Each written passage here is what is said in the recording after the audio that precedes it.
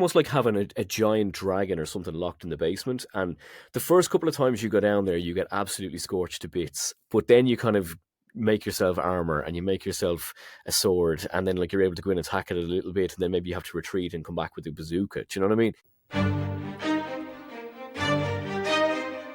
Welcome to ADHDerp with Stephen and Herv.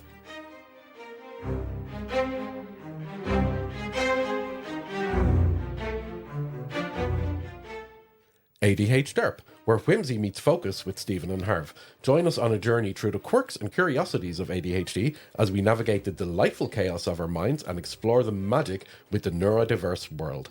Strap in for laughs, insights, and a sprinkle of randomness as we embrace the unique adventures that come with ADHD. Episode 4, Stephen Daly. Right, so yeah, getting into the swing of doing this micro intro. What I'm going to do is I'm just going to be like, so it's been a while since we recorded. How's it been? How have you been? Have you been getting on? That kind of way. I'll go from there. Let's just go for it. Imagine the intro. Dun, dun, dun, dun, dun, dun, dun. Yeah, it's all very, very. That was nearly Crystal Maze there. It's all very dramatic and energetic. So it's been a few weeks since we've actually been able to record. It's been like we've done our guest interview. We've had a few different things up and down. I've been away on holiday. You've had exams. How have things been? Been busy. Been really, really busy. You know, even though we haven't been doing active recording or stuff, we've been like outside of just general life. We've been constantly on the content dragon, or constantly battling the content dragon. Like you went away just before, I think, episode 2 dropped, was it? Or episode 3? I went away just after episode 1 had come out, and episode 2 was. I went away on the Sunday, and episode 2 was coming out on the Wednesday. Yeah. So that kind of whole, and not just that, but we had decided that instead of bi-weekly, we were going to start going weekly. Just in the middle of that, yeah. Yeah, just kind of willy-nilly. Okay, episode 1 came out. People are liking it. 2 weeks seems like a long wait. Yeah. And that was like just from my own perspective. I didn't want to wait that long. But then it became, I've got a week and a half to get this episode done and edited. Fuck, now I've got a couple of days to get it done and edited. Plus, I also have to get the other shit done because Stephen's away. And I was like, oh, fuck. And then I remember one of the days we were texting, and I was like, yeah, I'm not doing episode 2 editing. I've just decided I'm going to look at editing the 4th episode, which is the first guest episode. I was like, what the fuck am I doing? Like, and it's, you know, you get so bogged down in and so overwhelmed at the kind of upcoming deadline, the stress of that big thing, that you're like, I'll do fucking anything else. It doesn't matter what it is, even if it's going to put me on the fucking back foot. But yeah, it's been real busy. Like I say, exams, loads of exams, and one self-inflicted exam. So I had a college exam for Scrum, which is like a methodology for running projects, software development projects. Then I had a programming quiz as well. Then another kind of practical test over 2 hours online. And then that wasn't enough for me, you know, because I'm clearly some sort of masochist, that I decided, because I did so well in the original Scrum test, I'll do the certification exam. So that was like, okay, it was like 80 questions over the course of an hour or something like that, which thankfully I passed, so I got the certification. But yeah, it was a crazy week. All actually, while that was going on, we had another big, huge project that we were working on as a team. There's like 4 of us on the team, so we're trying to get that in as well. So yeah, crazy, wild. What about you? Did you have a nice holiday? Yeah, it was great. We went to Portugal as a family. That was more for Juliet than us, but we had a great time as well. But it was an all-inclusive holiday, so she got to learn what free food meant, and absolutely cherished having daily pizza and having daily watermelon, and just being in the sun, being able to go to the pool, just having nightly entertainment and just thinking everything is great. Nice. That was fun. That was fantastic. I've been lucky enough to be off for the last 2 weeks, so I haven't been quite as... Oh, here's one for you.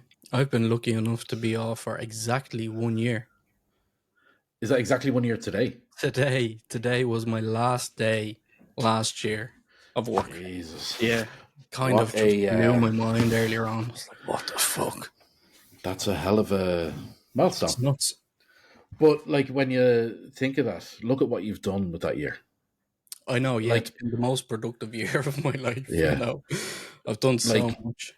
Day by day, it probably feels like, oh, I'm doing nothing. I'm not progressing. I'm not achieving anything.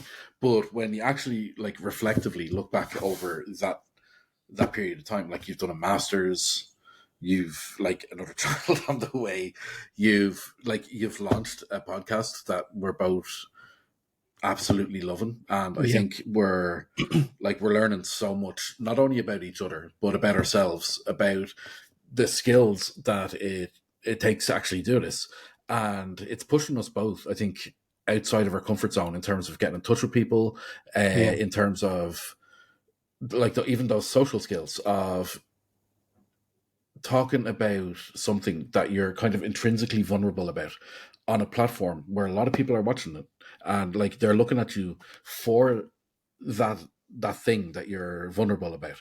That's the reason that they're engaging with you, that they're talking to you and listening to you. And that's like, in any other kind of format, that would be terrifying. But I'm finding it really, really freeing.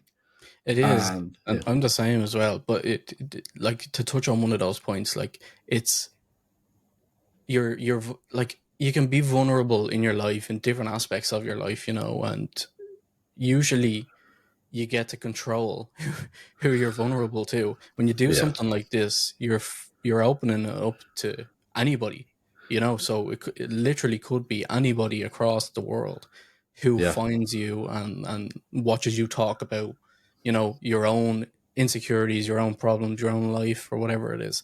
And just as you were saying that, I was like, Jesus Christ, like we're controlling every single aspect of this podcast except for who sees it, you know? Well, we are still controlling that as well. And the choice that we've made is to give it freely up to people because of where we found ourselves, the questions that we both had, even before we both found out that we both had this, the questions that we had, the things that we were struggling over the course of not only our own lives, but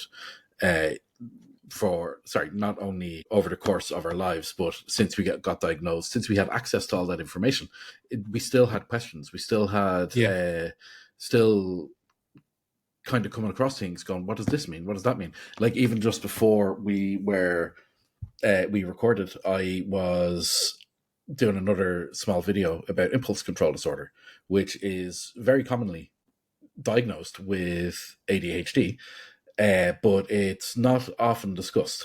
And it's a huge part. Like the impulsivity aspect is a massive part of ADHD, but people don't often talk about the impulse control disorder part. So I spent some time looking that up, and then I decided this is something that I have questions about. Yeah. And I'm definitely not the only person who's been diagnosed with ICD. So why not put that information back out there in a way that's easy to digest, that in a way that people can get the core nuggets of information? And that's how we're controlling that aspect. Like, although we can't on a granular level control each individual person who sees or hears what we put out there, we're choosing to put that out there, and that's how we're controlling that. It's a way of letting people know that we intend to have conversations about specific things. So, but again, like, that's something that we've asked for. Give us feedback, give us information on what topics you want to hear about, give us information on the format of the podcast. What do you like, what do you not like? Like, people wanted us to say fuck. They didn't like the bleeps, so we kept the fucks in. We got rid of the bleeps. So now we're fucking all over the place. Yeah. So yeah. Not the way all of us would want, but... Yeah. God. So, right. Jesus Christ. We definitely do. I think somebody gave us the idea of having like a whiteboard, or maybe it was one of the TikTok comments or something, a whiteboard, when we're recording, to write down the tangents, write down the points, so we can revert. It's like a hierarchy or some sort of crazy brain like map, a flow chart kind of thing. Yeah. So I don't remember what our original conversation that led to all those micro kind of branches was. Quick rewind. Like, yeah, go on, sorry. Yeah, go ahead, sorry. Yeah, go ahead, sorry. Yeah. No, you go ahead. Oh, for fuck's sake. Right, so originally talking about how busy we were, how things have been going, how your holiday was going, and then I don't know where it all fell apart. So, yeah. Yeah. This is enough content for it to be its own episode, but this isn't its own episode. It's an intro to an episode. Yeah. But as usual, we end up just talking absolute fucking bollocks for ages. Yeah. Well, that's the way it goes. So at this point, I think we should introduce who our special guest is for this. Yes, absolutely. And, so I remember another fucking tangent before we do that. I remember when you texted me. Now, we had been talking about getting this guest on for a couple of weeks, maybe a month or so. And, we're trying to organize schedules and all this stuff. And then I remember one of the evenings you were texting him and you said, "Well, I just see if he can come on Thursday, if he can meet on Thursday." And I was like, fuck no. Like, Jesus, I was just like, my whole body went into shutdown mode. I was like, is this lad mad? Like, what? How am I going to interview somebody, or, have a conversation with complete stranger and stuff like this? And as we've been talking about this whole situation and just kind of doing strange and different things outside my comfort zone, and that kind of fear, I'm kind of, gravitating towards that fear now. Yeah. When I feel that I'm stepping into it, I'm kind of embracing it. So we said, we got him on Thursday, and it was fantastic. And we kind of haven't really stopped talking since. We kind of became fast friends, and really happy that you had the balls to go out and accost this man on the internet and see if he would hop on and have a chat with us about his new diagnosis. So give us a little bit of background on our mystery guest, Stephen. Yeah, so the big reveal, our mystery guest is Stephen Daly, who is he's a radio DJ. He is a voiceover artist. He is a TV presenter. He's a radio DJ for Today FM and Dublin City FM. You'll hear his voice on the likes of Channel 4. He does RTE, ITV. He does loads of voiceover stuff. The stuff that I was completely blown away by that he does was the Super Value in-store ad. That blew my mind. And I like, when I first got in touch with him and I was talking to him, I felt really foolish because I was really starstruck. When we were talking, I was like, I know your voice. You're like a person, so yeah, it's Stephen Daly. It's been an absolute honor and a dream to get to know him over this period of time. And just as you said, the conversation hasn't really stopped. And that just goes to show how, like, when you get an adult ADHD diagnosis, how little support there actually is. The three of us just instantly bonded, and we're sharing experiences, we're sharing stories, and like, it feels like we never really turned off the microphone. We've been talking that's a good few weeks ago now, and we're still talking. But it's Stephen Daly, and it's an absolute dream to have him on. Cool. So let's flip over to that then, and we'll come back after the conversation. Cool. Lads, thank you so much for having me on, and like, what an introduction, you know what I mean? I know, like, honey-toned is a great way to put it, but like, it's good, it's what I do. So 11 to 2 on Saturdays, like, loads of TV, radio bits, and like, I'll share with you the secret, right? The one thing that people always get excited about, so forget like being on the telly on RTE or on Virgin Media, forget working in the UK and Channel 4, Today FM, any of that. The one thing people always go, holy shit, is when they find out that I'm the in-store voice of Mr. Price. right? I know. I've been See, telling there you people go. the Super Value one. I did not know the Mr. Price one, and you have just So blown my they mind. love it. Yeah, like it's always the one that people get so excited. Are you Mr. Price? No way, that's Daly. So yeah, and like forget any of the other stuff. Like Mr. Price is the one that people are like, yeah, that's the guy. So yeah, then when you're in there, you'll always be like, this week's special offers, Mr. Price. Yeah, there you go. Nice. We'll have to get you to do a voiceover for the podcast. Glad to. And also, I just noticed today that you have a partnership with ADHD Now. Yeah, so again, like, you know, it's one of those things that just came out of the ether, kind of like you guys being on the podcast, or like all the things that kind of just materialize. I got an email from the guys at ADHD Now saying, look, we saw your videos, we saw your diagnosis, we saw your kind of whole journey that you were going on, and we'd love to kind of partner with you to kind of spread the word or to like help people kind of get involved. And like, it's one thing, and I know we'll talk about it and we'll probably jump around a little bit in terms of kind of diagnosis and the journey and the whole lot, but it's one thing that I was very conscious of, you know, when I got a diagnosis and when I started to understand a bit more about myself was, Jesus, like this is so many of us, and like there are so many people who are probably feeling the same, and I'm sure you lads can relate to it as well, and you know, people listening, like you do kind of feel like, what is wrong with me? Why am I such a weird person? Why am I such a funny fish? Why am I like, why can't I just be a normal human in the way? And look, at the end of the day, nobody's normal. Everyone has their thing, but you know that there is something about you that just isn't connecting right or firing right, or you know, when you've, to put a technical term on it, like you've plugged in all the Christmas lights, but they're just not working for some reason. It's like one of the little bulbs is loose somewhere. So like the one thing for me was like spreading this awareness of actually that ADHD can be so many things. And I know you guys covered it as well, but like, and I'm sorry, I don't mean to offend or anything with this, like, but we're all of a similar age, lads. We're all like, you know, kind of chubby dudes with beards, like, you know, glasses and the whole lot. So we're all of a similar age.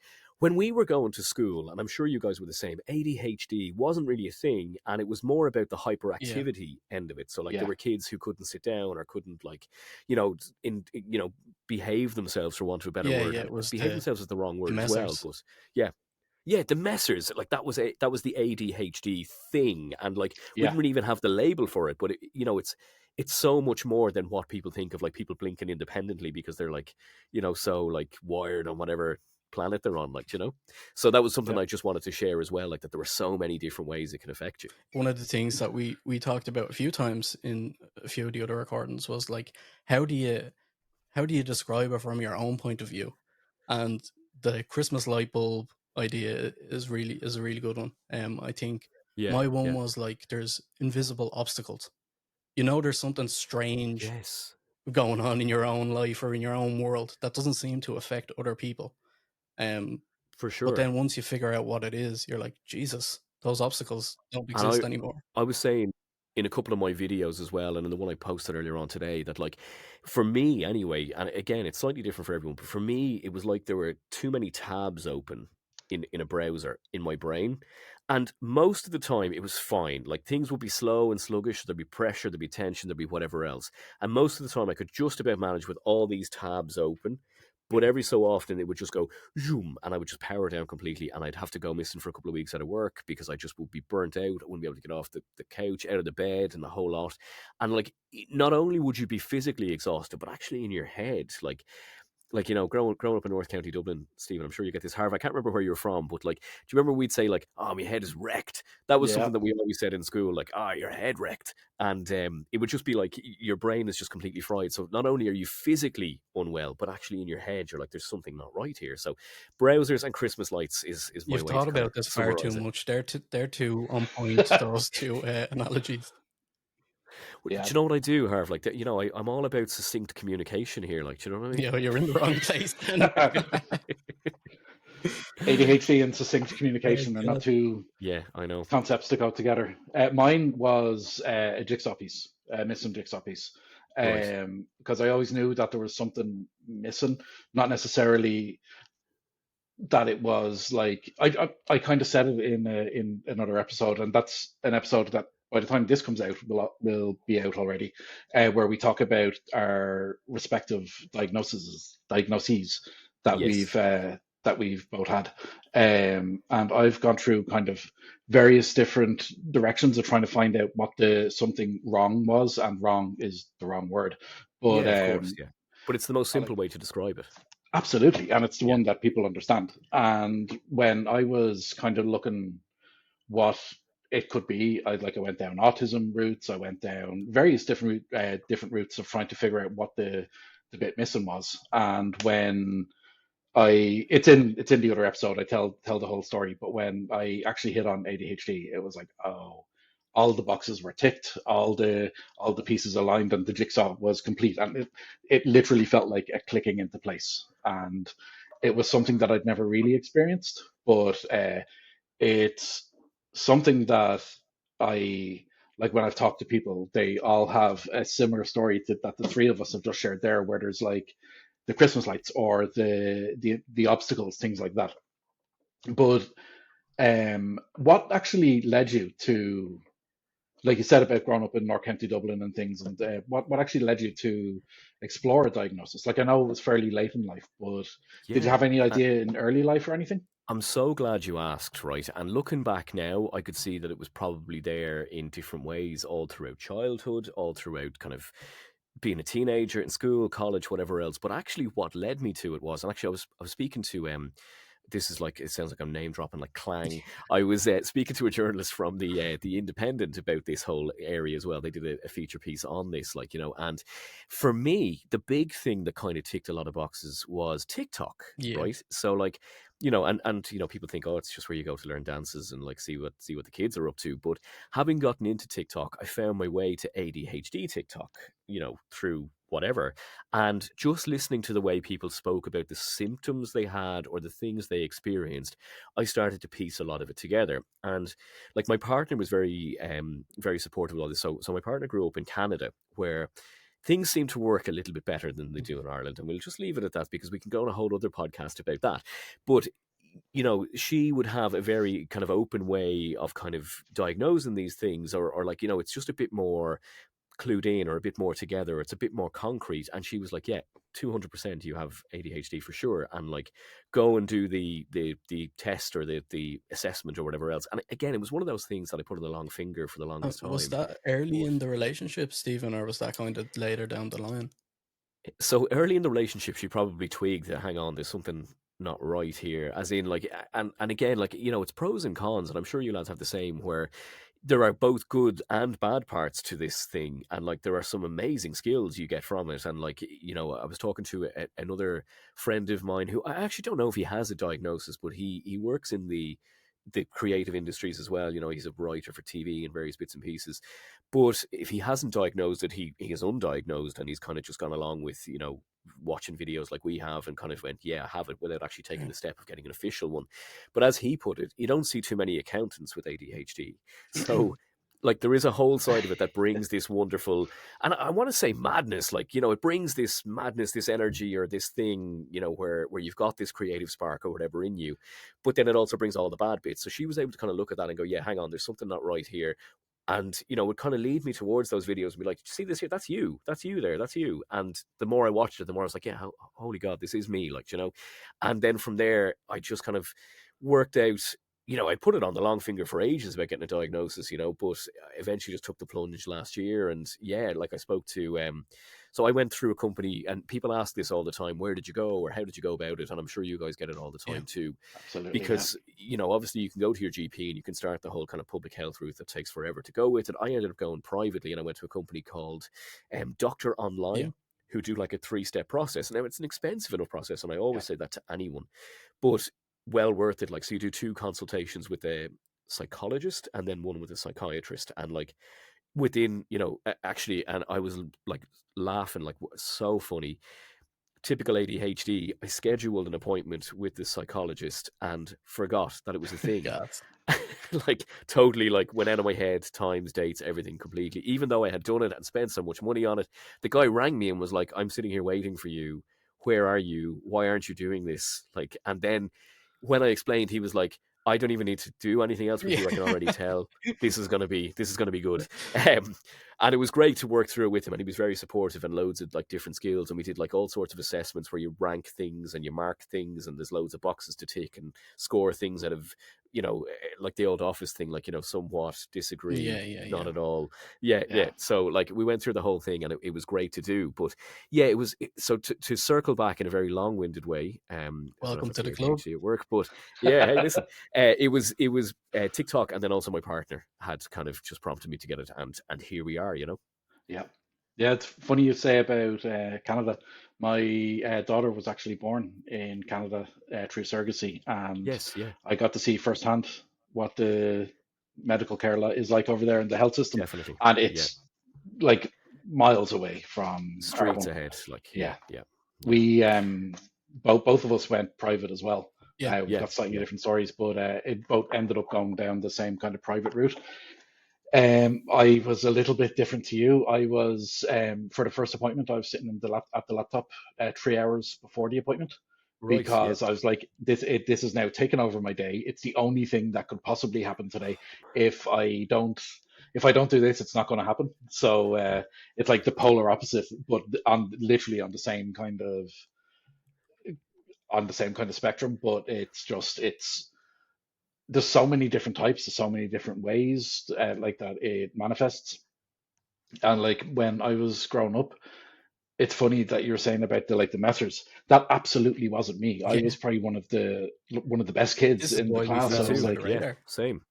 Yep. yeah, exactly. And it was like for various different reasons, I was like, it was completely missed. And I was like really bookish and like a nerd, and like Same.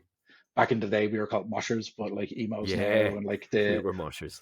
yeah, the outskirt kids, like Yeah. but now looking back, it was like there's definite signs, and if there was the kind of level of expertise as there is now, it would probably be picked up. But it's definitely there. It's just Hmm. it wasn't like the what people kind of presume is Yeah. the symptoms, like Which is actually, badly it's behaved kind of or funny, like when you look at the history of the condition.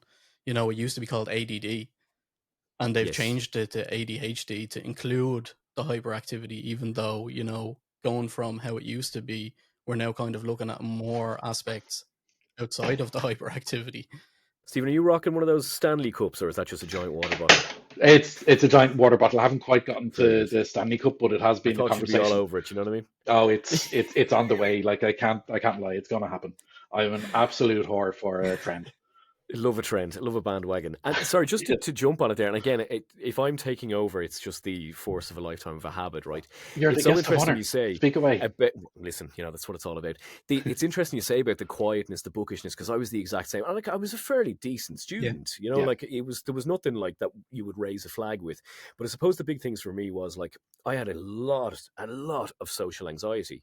Like I remember hating going to school, and I think for the first 2 years of primary school, something just would not let me go out to the yard at playtime. So they would have to like keep me in the classroom because I just could not handle it. And again, like that was probably something that could have or should have been picked up on, but we just didn't Yeah. have the expertise or whatever Yeah. around it. But that idea of this, like control is the wrong word, but just the unorganizedness of it, the chaos of it, the noise of it, any of that kind of stuff, I just could not do. And as I grew, I learned to get over those things. But one thing with me, and I always say, like, I was the shyest, quietest kid ever, like that, quite bookish. Like I remember my parents going to parent-teacher meetings and teachers saying stuff like, "No, he's not in my class," and like I was definitely in the class, but just because I would just keep my head down and just go about it and just do my homework and never look for any sort of attention at all, they just were like, I don't know who this kid is. But from then to go work from that into media, there's obviously something in that as well, where this is this complete paradox behavior where you are so introverted but also so comfortable getting on the radio and talking to like 180,000 people a week, or broadcasting to 500,000 people on RT or whatever. Like, Yeah. there's a weird disconnect in that as well. And I suppose, to make a very long-winded point, particularly through my work, because this was something I always wanted to do, I got very good at masking elements of my ADHD, my personality, or whatever else as well. So even though inside I didn't want to mix with people, I was too shy, too awkward, too nervous, too anxious to go anywhere, I was able to put on this kind of front and bravado was the wrong word, because I would like to think I was never arrogant with it, or rude or overly cocky, but it just meant I was able to put on this like, hey, welcome to the show kind of vibe. Yeah. And it did it so well that I managed to, get on TV, get on radio, or be wheeled out to meet clients. It's a mad thing as well, and it's a coping mechanism, I suppose. Is it a kind of character that you developed? I suppose it is, in a way. Do you know what I mean? And when I'm that character, it's much easier to be what you think is that thing of normal, without those missing bits or the blinking Christmas light bulb or whatever else. Do you know what I mean? It's almost like you focus all your attention into it, like you might do with an ADHD related hobby, or you focus everything into this thing, and it's very easy to do, but it's absolutely I exhausting. was just going to keep come up to long that. term. So I did a very similar thing in my work life. Okay, so I'm Right. generally very casual and relaxed, in my kind of normal day-to-day life. But when I go into work, or when I'm in interviews or anything kind of formal like that, I have this front, or this kind of mask, Yes. character that I try to I try to emulate. But on those days where I do that, when I get home, I'm completely dead. I have absolutely Can't. no Yeah. energy. And Yeah. for such a long time, I didn't understand what that was. Myself and Stephen talked about Yeah. it previously, about what is masking, and how do you determine like what's you and what's not you. What are you kind of putting up in front of yourself, and how does that change? But I never realized that I was playing a character. I was just at Yeah. work, and that Yeah. was my work self, if you know what I mean. But yeah, Jesus, the exhaustion at the end of the day in situations And like that is insane. I know you guys are quite close, like, you're pals, and you would know each other, quite well. And similar with me, I've got friends who would know me very well. But most people, to kind of like think about me, they would have a very different picture to how I actually am. And I'm sure you guys are the same. Like, you're talking about work hard there, like, do you know what I mean? I'm sure if you were to ask people in work who aren't necessarily your mates how you are when you're not at work, they would have no idea. They don't recognize this person at all. Like, Yeah. it's a complete different suit almost. Yeah, absolutely. And I'd be the same. And I'm only kind of just coming to the realization that like that's something that I do as well. And like in school, I was always known as like a bit of a social butterfly. And I had one friend who was like super, super close, but she knew that like I would disappear from the group for like weeks, months at a time. And it was just kind of known that I was jumping from group to group to group. And it was kind of like when the group I was in got too close, or Yeah. got to kind of see what I was actually like, I'd move on to a different group. But I was still kind Yeah. of maintaining the connections, and I didn't even Yeah. realize I did that. Like when it was kind of put to me that that's what I was doing, and that I was a different person in each group, I was deeply offended, because I was like, Yeah. that is absolutely not the way I am. I don't believe in like people being two-faced and all this kind of stuff. And I didn't understand that what I was doing was exactly that, just masking who I was, what was going on, and how I was feeling. And it's like even like right now in this moment, I'm realizing things that I've done, and it's absolutely mind blowing Yeah. to kind of replay things in your head and realize what you're doing. And hearing you both share your experience, and it's like, oh, these things that have kind of just locked away in my brain as almost like negative self impressions, It's I'm able almost to like kind of it's like, like a lifetime worth of stuff that you're just kind of uncovering. yeah, and I'm allowed now kind of not use it as an excuse, but to understand it. Like I'm able to kind of go, oh, that's why this happened. That's why. And like those kind of 4 a.m. thoughts that like you wake up and you can't sleep again for, they Oh, stop playing yeah. then. Yeah, I think we all Yeah. have those. It's almost like having a giant dragon or something locked in the basement. And the first couple of times you go down there, you get absolutely scorched to bits. But then you Yeah. kind of make yourself armor, and you make yourself a sword, and then like you're able to go in and attack it a little bit, and then maybe you have to retreat and come back with a bazooka. Do you know what I mean? It's like just paring away those layers to just make it better able. And it's one thing, and again, this could be jumping all over the place, but it's one thing I say to people who ask me, and loads of people ask me about ADHD, but the one thing I always say is, even if you don't do medication, even if you don't go that far, just getting this diagnosis, or even the confirmation that yes, you have ADHD, straight away, like you say, the jigsaw clicks, and all of a sudden you just go, well, thank God, that I'm not actually just a bad person or like a shit friend or a mental case or whatever the things you're feeling.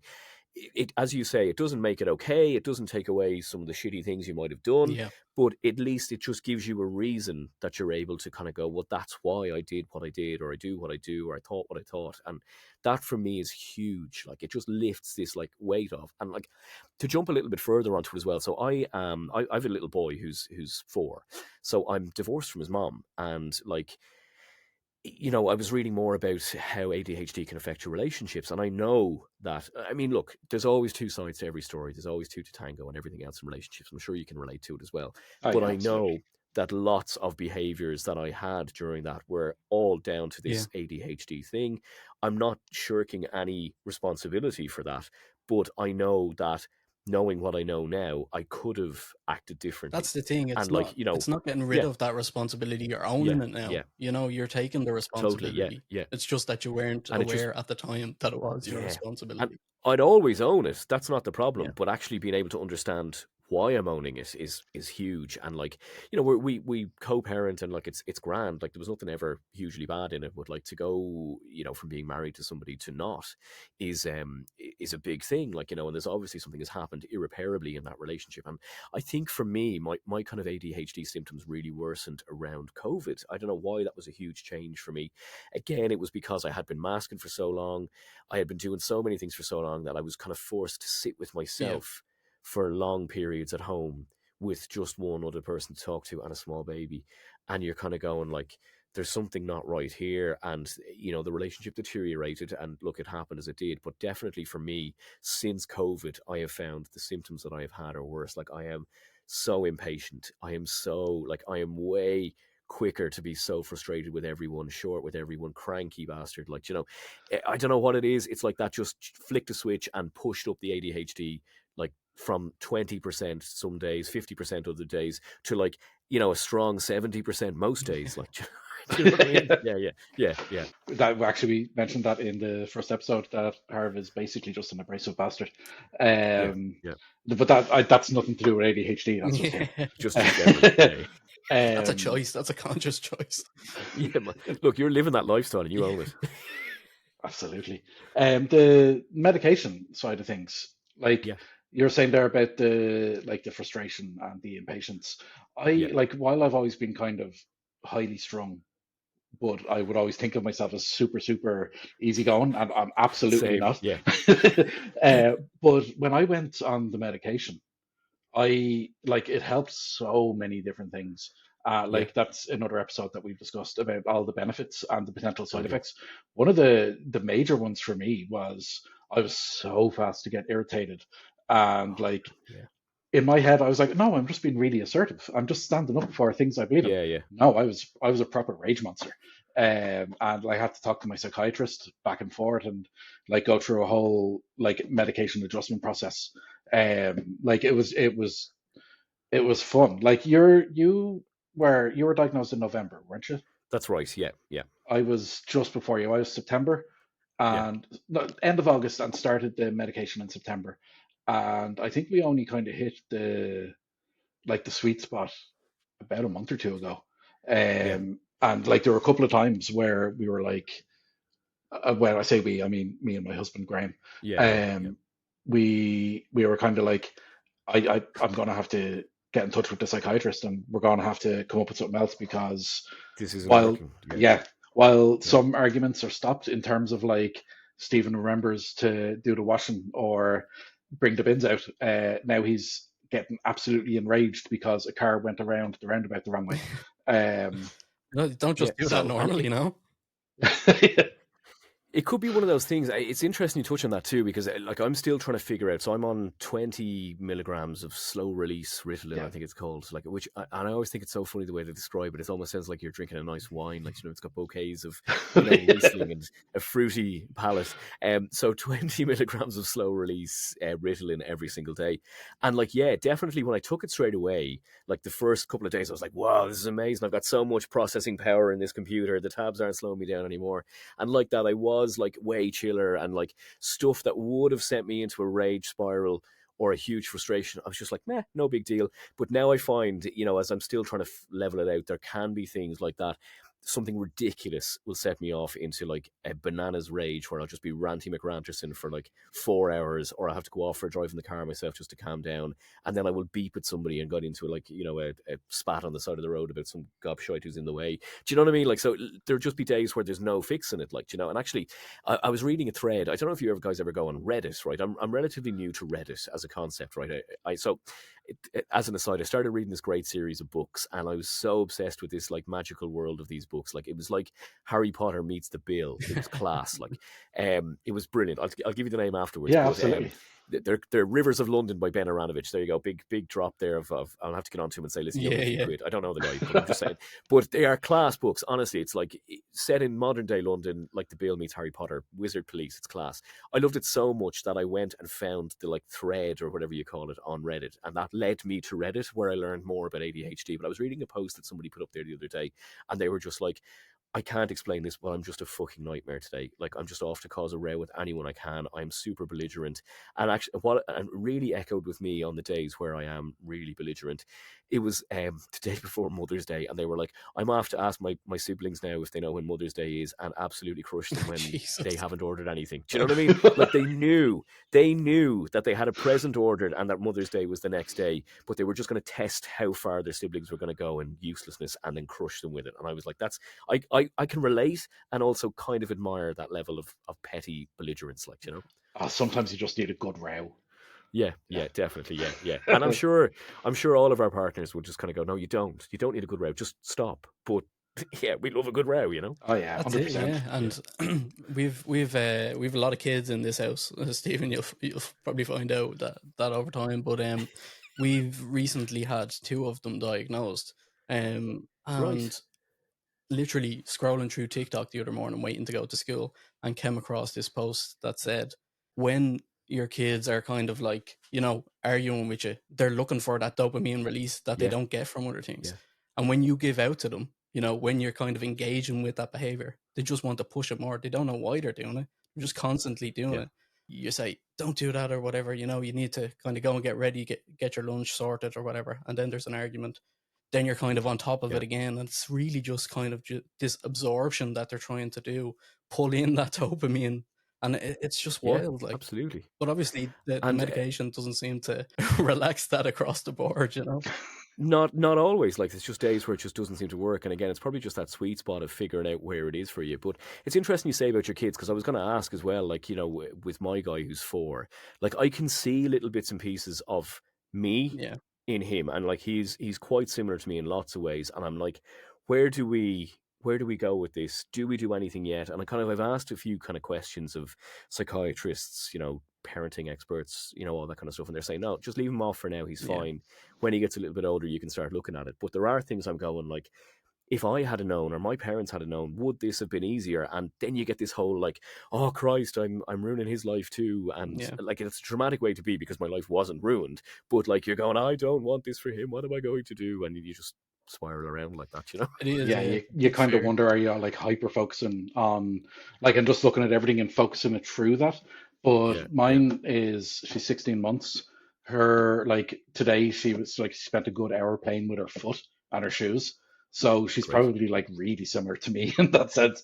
But yeah, no, I don't think we'd really see any of that with her yet. But it's definitely going to be something that I'm like keeping an eye on, knowing that how it would have impacted me. Yeah. But I don't want it to be just the damage is probably the wrong word, but like knowing the impacts it can have, I suppose. The way you just want to be aware I of it, look at it from my own perspective, looking back on it, is lost potential.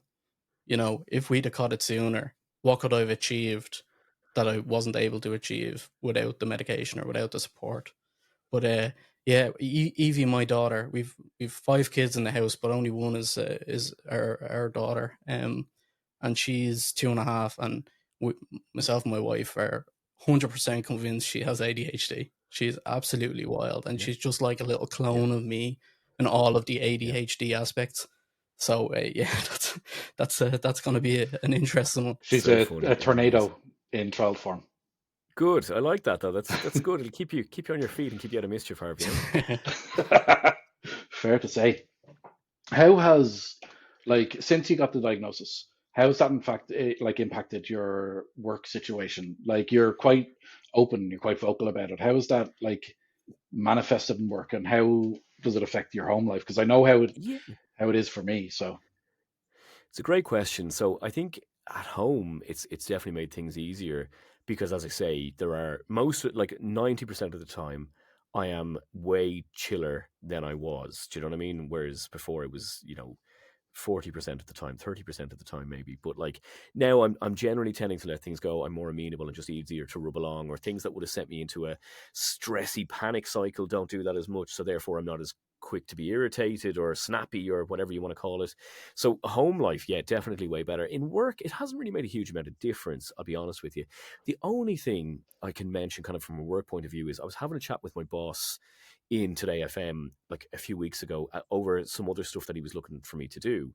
And like, so I do loads of different things, work wise, as we talked about. So one of the things I do is I'm a content manager for St. Vincent de Paul. So I'm kind of working, making videos or making graphics or, writing copy and come up with concepts for them to push their message. I do the radio stuff and I do a lot of voiceover stuff. And then I do a lot of ad production and consulting bits and pieces on the side. Again, it's probably an ADHD thing that I just want to be busy all the time. I'm sure you guys are the same.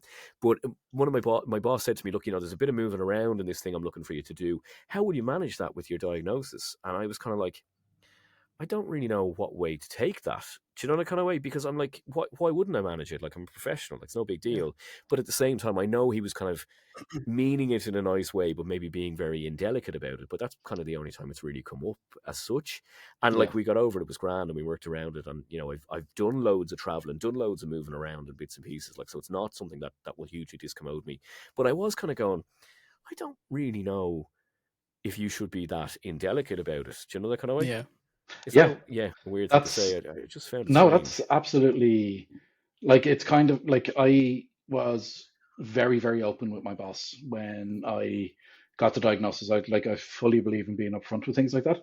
Totally. And like he's raised it a few times in, like, indirectly he'll say, how are things? Do you need any assistance? But the thing about getting a diagnosis in your adult life, you already have a lot of coping Yeah. skills in place. You've already Totally. learned how to manage these things. Like you were saying, there's a lot of moving around and you're used to doing that. Yeah. So Yeah. how will you manage that with the diagnosis? The same way you did before. Just you This now is know. it. Do you know what I mean? You just if there's have to triggers. get on with it, like, Exactly. Yeah. It's kind of just the way it is. So I suppose to answer the question, like, it's better in Have we loads of lost ways. Stephen? Apart from that, I think. sorry, Yeah, I think are we he's. gone? Am I gone? Can you hear me? Oh, you're back now. There you go. Yeah. Sorry lost you there about for a that. I minute. don't know what happened. I looked up and Harv was frozen, and Stephen, you had just finished moving, and I was like, oh wait, hang on, we're gone. Sorry about that.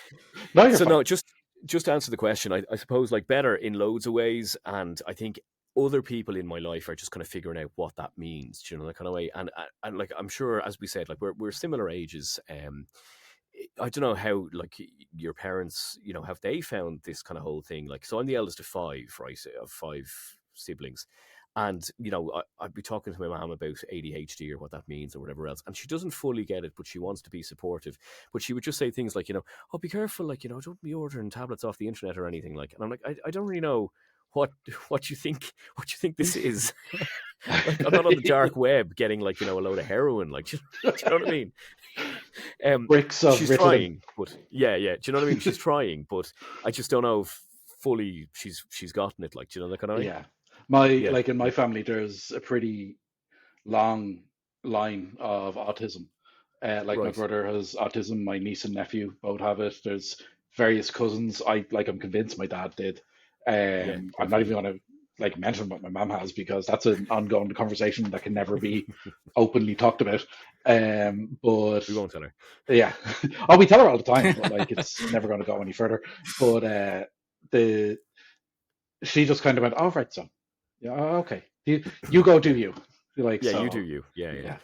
And it's interesting as well, like you say, like my dad definitely has it, but like comes from a generation where this isn't even a thing. Like he's never watched a full film in his life, like, you know, and we're terrible for movies, my family. Like and people are always fascinated by this. I actually think there's a podcast idea in this, but like I've never seen Back to the Future. I've never seen like any Indiana Jones. I've never seen E.T. I've never seen Goonies. I've never seen, you know, those things people are like, oh my God, the classics, because we just didn't have. And looking at it now, we didn't have the attention to do it, but we would always just go and play football or go read a book or whatever instead, because that's all we ever did. And like, you know, there was a necessity to it because it was like the 80s and, you know, everyone was poor, but like dad worked like 3 jobs. But also, how much of that was because he was just incapable of not? Do you know what I mean? And that was the other thing with me. I'm always have to be busy, and I'm sure you guys are the same. I have to be busy, or else like all sorts of terrible things happen. Like I can't go on. Like if I go on a holiday, it has to be a city break because I need to be able to go and do things. Because sitting by the pool with myself and my ADHD brain, I just can't do that. I'm just like, this is a disaster for everyone, and I will fight with everyone, like, you know. So we were always at this, like, you know. So my dad was the same, and then my granddad was the exact same as well, like, you know. And looking at mannerisms or looking at the way he would interact with things, and like even looking at my granddad now, you know, who was very close to, like, you know, I'm very similar to my granddad in loads of ways, even more so than my dad. Like he would have these things where he would be the most gregarious, outgoing guy with stories and, you know, chat for everyone. But then if somebody rang the house, he would hear the phone ring and he would say, I'm not here. And like you'd have to lie to whoever's on the phone, like, oh no, he's not here, he's just gone out, he's gone playing golf, he's gone whatever. And like because he just was like, I can't do this. And then something else with him was, I don't know if this is ADHD related or if he was just weird, but like he was convinced every year he was going to die. So like from like October to like February, he would just take to the bed as he got older. Like, you know what I mean? Obviously when he was working, it gave him something to do. But when he retired, he, like, I don't know if it was seasonal affective disorder on top of ADHD or whatever, but he was like, this is it. I'm going to die this year. I'm just going to go to bed and I'm just going to be depressed from like April to March or, you know, or sorry, October to March. But it's really interesting. When I was younger, I had that fascination as well, like right through my teenage years, even right into the beginning of the relationship with Graham. I was like, I'm going to die young. It's just, it's a fact. It's not morbid fascination. It's absolutely a fact. It's going to happen. So maybe that is. It could be. Yeah, that's actually nuts, because now that you bring that up, I was always like that when I was younger as well. That's crazy. Yeah. And it was just like, I'm going to die and that's it. And like, there's no, but again, it can be that thing of like this compulsive thought, or like it's just there and you can't shake it, no matter how unfounded it might be or whatever else. Sorry, can I ask you lads, right? Are you, where do you come like in siblings? Are you guys older or are you younger? What way are you? So I'm working on a theory here. So you're the baby. I'm the eldest of 3 boys. Yeah. So I wondered if it was something to do with being the eldest that we felt this way, but Stephen's blown out of the water. Broken your theory. Forget my theory here. Get Trinity off the phone. We don't need the grant. It's fine. Yeah, I'm the youngest of 3. Yeah, I wondered if it was an attention thing, like, you know, because you were saying about like how the kids are getting that dopamine off it. So like, you know, maybe it's something in it, but yeah, I don't know. It could be an attention thing because I'm known for being an attention whore. So it probably is related to attention, just in a inverse kind of situation. For sure. I think we've rambled for a while here. I just want to ask you, like, what's one thing that you would like to share with people who, if they're suspecting that this might be something that they want to explore, like they're listening to us and it's resonating with how they feel in the same way that we've had those experiences. So what's one piece of advice that you'd give to people who might be feeling What I would say is, you know, first of all, to go gently on yourself, because this is a big thing. Like, you know, this is a big deal. Like, you know, it's life altering in as much as anything else can be, because it completely affects how you think and who you are, really. And not only affects it, but also can explain it. But we touched on that already.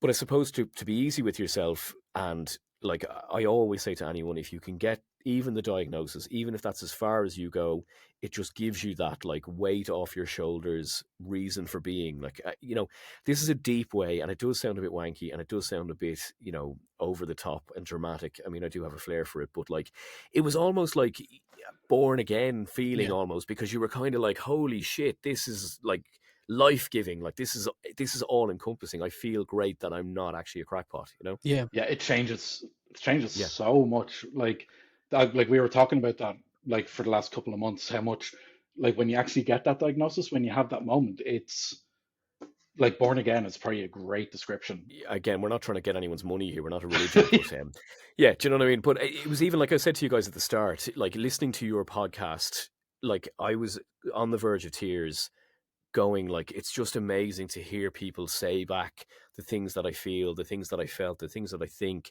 The hobbies thing where you go, yeah, I'm going to be Ireland's newest cricketer. And then like you go to like 4 weeks of cricket, and then like the bat and the cup and the ball and the shoes and all the rest of it just get put in the back of the wardrobe because you're now going to be Ireland's new pastry chef. And you've bought him like top of the line mixer and like 84 whisks and an apron, and then like, yeah, it just falls by the wayside. So like I think it's just amazing to hear the things that you're experiencing parroted back to you, and that was huge for me as well, for you guys, from you guys rather.